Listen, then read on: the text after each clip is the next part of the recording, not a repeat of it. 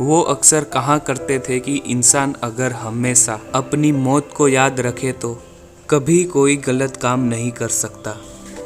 एक चुटकी खाक लेकर हाथ में कभी अपने बारे में भी सोचा करो। ये सब हुल्लड़ हो गए, काटाकुटी हो गई। बम्बई में आके हम सड़क पे आ गए और अपने ही खिलौने में मेरी माँ हम बेच के खाना खा रहे थे। ये कुछ आज़ादी देखी मैंने। तो शायरी का बहुत शौकीन था, तो मैं एक मुशायरे में बैठा हुआ था और उसमें नशर था आपसे, तो उसकी सदारत कर रहे थे। मैं बैठा बड़े शौक से सुन रहा था। अच्छे से शायर थे, अच्छा कलाम था। तो इतने में अचानक लाउड स्पीकर पर कहा गया कि गांधी जी का स्वर्गवास हो गया, उनको गोली लगी। धक्का लगा हम सब लोगों को, एकदम सब सन्नाटा छा गया और मुशायरा कैंसिल हो गया।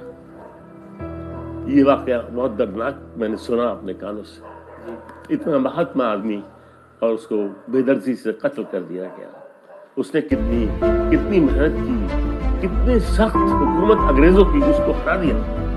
उसके बाद हम जीतने के बाद कहाँ है आज भी वो सवाल खड़ा हुआ, कोई जवाब नहीं।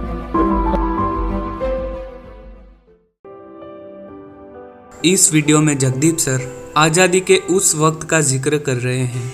फिल्मों में भी देखकर हमारी रूह कांप जाती है। उन्होंने वो दौर जिया है, वो कैसे भूल सकते हैं। वो दौर उनकी जिंदगी का कैसे एक हिस्सा बन गया। उस दौर ने उनका बचपन उनसे छीन लिया। उस दौर ने उनका घर बार, खानदान, परिवार, भाई बहन सब कुछ छीन लिया। उनके संजीदा चेहरे के पीछे छुपी हुई उनके जीवन की कहानी किसी फिल्मी कहानी से कम नहीं है।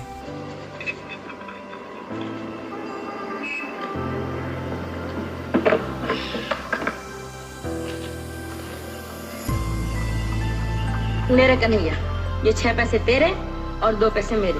वाह, मैं क्यों नहीं? मेहनत तो तुमने की है। तू इधर आता, मैं कहता हूँ ले। तू समझ रहा था मैंने तेरा गिराक छीन लिया है?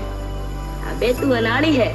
उस बाबू ने मोजा पहन रखा था, अगर गलती से उसके मोजे पर पालिश लग जाता तो उसका पैर जूते समेत धड़ाम से खोपड़े में पड़ता। हाँ, मेरे पास काला पालिश नहीं बाबूजी, उसके पास करेक्ट फर्स्ट क्लास पॉलिश करता है। हाँ बाबू, कर पे का नहीं बाबूजी का पालिश कर। ओ बाबूजी पालिश, बड़े बाबू। कलकत्ते में आए के पालिश ना कराए के चले नहीं जाना। ओ बाबूजी चले नहीं जाना, चले नहीं जाना, चले नहीं। जगदीप जी के पिता दतिया झांसी के पास मध्य प्रदेश में बैरिस्टर थे। उनके 6 बड़े भाई और 2 बड़ी बहनें थीं। उनमें से वो सबसे छोटे और लाडले थे।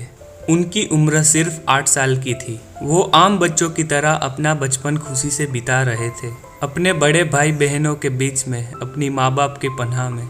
उन्हें पता नहीं था आज़ादी क्या है। जगदीप जी बचपन में शायरी के शौकीन थे। एक बार छोटे जगदीप मुशायरा सुनने गए और लाउड स्पीकर पर ऐलान हुआ कि गांधी जी को किसी ने गोली मार दी है। ये सुनकर चारों ओर सन्नाटा छा गया। मुशायरा भी बंद हो गया।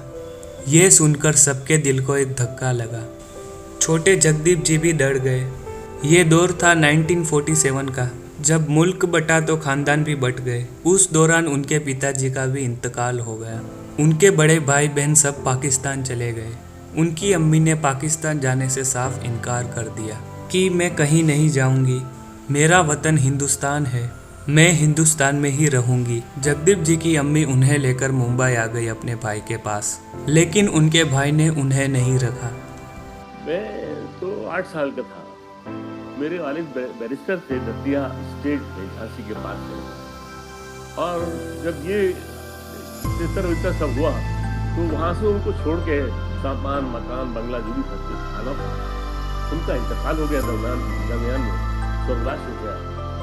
तो भाइयों ने माँ को मुझे रखा नहीं, 8 साल का था। माँ ने कहा चल बेटा, जैसे मदर इंडिया में जैसे नर्गिस ने बच्चों को लेके चली, चल बेटा कोई बात नहीं है। अब उनकी माँ के पास कुछ नहीं था सिवाय गरीबी के। ना खाने को था, ना रहने को ठिकाना। इसलिए वो उनकी अम्मी माहिम में मखदूम शाह बाबा की दरगाह पर जाकर बैठ गए। आते जाते हुए लोगों ने उन्हें देखा तो पैसे देने लगे, लेकिन उनकी अम्मी को ये गवारा नहीं था। उनकी अम्मी यतीम खाने में रोटियां बनाने लगे, जबकि उनके घर में 4 नौकरानियां हुआ करती थी। अचानक से उनका सब कुछ छीन लिया। इसीलिए जगदीप जी कह रहे हैं ये कैसी आज़ादी थी। न जाने कितने परिवार घर बार उजड़ गए, लाखों लोगों को अपनी जानें गंवानी पड़ी।